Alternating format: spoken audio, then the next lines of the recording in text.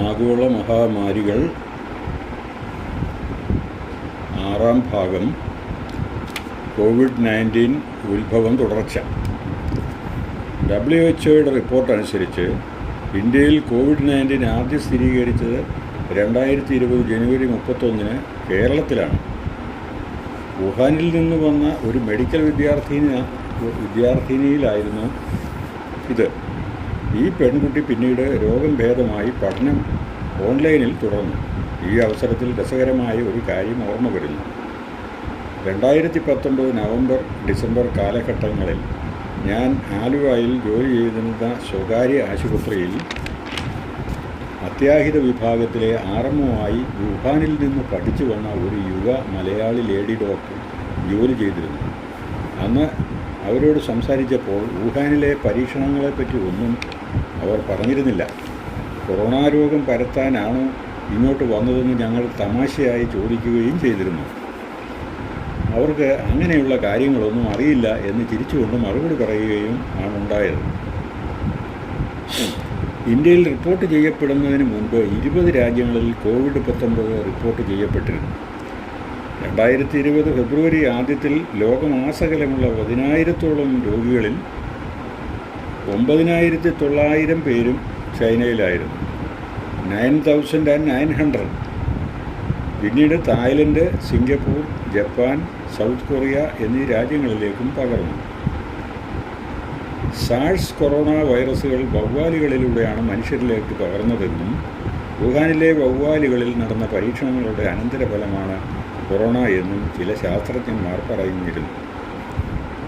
ആദ്യം corona virus കണ്ടുപിടിച്ചത് 1930 കോഴികളിലാണ് അത്രേ. കടുത്ത ശ്വാസകോശ രോഗം വന്ന് കോഴികൾ അക്കാലത്ത് കൂട്ടത്തോടെ ചത്തൊടുങ്ങിയിരുന്നു. രോഗലക്ഷണങ്ങൾ: വായിലോ മൂക്കിലോ കൂടി ശ്വാസകോശങ്ങളിലെത്തുന്ന വൈറസ് ആൽവിയോളസുകളുടെ ഭിത്തിയിലെ കോശങ്ങളെ വിഴുങ്ങുന്നു. എന്നിട്ട് സ്വന്തം പതിപ്പുകൾ തയ്യാറാക്കുന്നു. ഇവ വായു സംക്രമണത്തിന് അനുയോജ്യമല്ല, തടസ്സമുണ്ടാക്കുകയും ചെയ്യും. ആൽവിയോളസിൻ്റെ ഭിത്തിയിലൂടെയാണല്ലോ പ്രാണവായു സംക്രമണം നടക്കുന്നത്. വൈറസുകളും ആൽവിയോളസ് കോശങ്ങളും തമ്മിലുള്ള റിയാക്ഷൻ മൂലമുണ്ടാകുന്ന കട്ടിയുള്ള സ്രവം ആൽവിയോളസിലേക്ക് ഒഴുക്കിവിടപ്പെടുന്നു. മറ്റ് ചില കടുത്ത വൈറസ് രോഗങ്ങളെപ്പോലെ തന്നെ ഈ വൈറസും ഉണ്ടാക്കുന്ന സൈറ്റോകൈൻ കൊടുങ്കാറ്റ് മൂലം വൈറസ് ആൻറ്റിജനുകൾ ശ്വാസകോശത്തിലെ തീവ്രമായ പ്രവർത്തനത്തിന് ശേഷം അവിടെ നിന്ന് രക്തത്തിലേക്ക് കടന്ന് സെപ്റ്റിക് ഷോക്ക് ഉണ്ടാക്കിയെന്നും വരാം. ഇത് മരണകാരണം ആകുന്നതാണ്. കടുത്ത ചുമയും ശ്വാസം മുട്ടലും ഉണ്ടാകുന്നതിന് കാരണം ആൽവിയോളസുകളിൽ നിറയുന്ന കട്ടിയുള്ള സ്രവമാണ്. തന്മൂലം ആൽവിയോളസിൻ്റെ നാളങ്ങൾ പൂർണ്ണമായി അടഞ്ഞുപോയാൽ രോഗിക്ക് വെന്റിലേറ്ററിൻ്റെ സഹായം വേണ്ടിവരും. കോവിഡ്-19 അണുബാധയിൽ 80% നിസ്സാരമായിരിക്കും. 15 മുതൽ 20% വരെ കലശലായിരിക്കും. ഇതിൽ നിന്ന് ഭേദമാകാൻ 6 ആഴ്ചയോളം വേണ്ടിവരും. സംസാരിക്കുമ്പോഴും തുമ്മുമ്പോഴും ചുമയ്ക്കുമ്പോഴും വെളിയിൽ വരുന്ന ഡ്രോപ്പ്ലെറ്റുകൾ വായുവിൽ 10 മിനിറ്റെങ്കിലും തങ്ങി നിൽക്കും. അവ ഒരു അടഞ്ഞ മുറിയിലാണെങ്കിൽ മറ്റുള്ളവരിലേക്ക് രോഗം പരത്താം. അതുകൊണ്ട് രോഗിയുമായി വീട്ടിനുള്ളിലും അകലം പാലിക്കേണ്ടതുണ്ട്. നിസ്സാരമായ രോഗത്തിന് തുമ്മൽ, ചെറിയ ചുമ, ശരീരവേദന, പനി, നെഞ്ചുവേദന എന്നിവയാണ് ലക്ഷണം. കുറെ കൂടെ ഗൗരവമുള്ള രോഗത്തിന് ചുമയുടെ കൂടെ ശ്വാസതടസ്സവും ഉണ്ടാകാം. ഇവർക്ക് ഓക്സിജൻ സഹായം വേണ്ടിവരും. കലശലായ രോഗമുള്ളവർക്ക് കടുത്ത ശ്വാസതടസ്സമുണ്ടാകും. ഇവർക്ക് 60% വരെ മരണനിരക്കുണ്ടാകാം. ഇങ്ങനെയുള്ളവർ 2 ആഴ്ചയിലധികം വെന്റിലേറ്ററിൽ കിടക്കേണ്ടി വരും. ശ്വാസകോശങ്ങളിലല്ലാതെ മറ്റ് ചില ശരീരഭാഗങ്ങളിലും രോഗലക്ഷണങ്ങൾ പ്രകടമാക്കാം.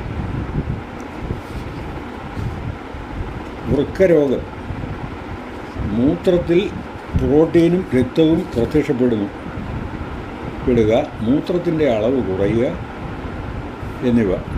ഈ രോഗികളിൽ 30% പേർക്കെങ്കിലും ഡയാലിസിസ് വേണ്ടിവരും. ഹൃദ്രോഗം: ഹൃദയതാളം തെറ്റുക, അരിത്മിയകൾ എന്ന് പറയും. മയോകാർഡൈറ്റിസ് എന്നിവ ഗുരുതര പ്രശ്നങ്ങളാണ്. രക്തം കട്ടിയാകുക.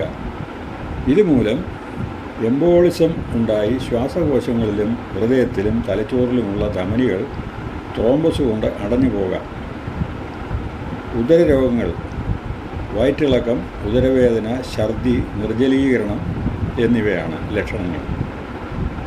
കരൾ രോഗം, ഹെപ്പറ്റൈറ്റിസ്, മഞ്ഞപ്പിത്തം എന്നിവ രോഗത്തിൻ്റെ ആദ്യഘട്ടത്തിൽ തന്നെ ഗന്ധവും രുചിയും നഷ്ടപ്പെടുന്നതായി കാണുന്നുണ്ട്.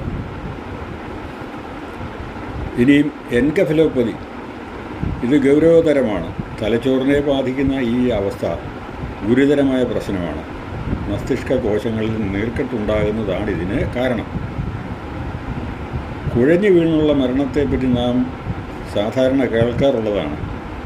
കോവിഡ് രോഗികൾ പലരും ഇപ്രകാരം മരണപ്പെടുന്നുണ്ടെങ്കിലും ഇതിൻ്റെ കാരണം വ്യക്തമല്ല.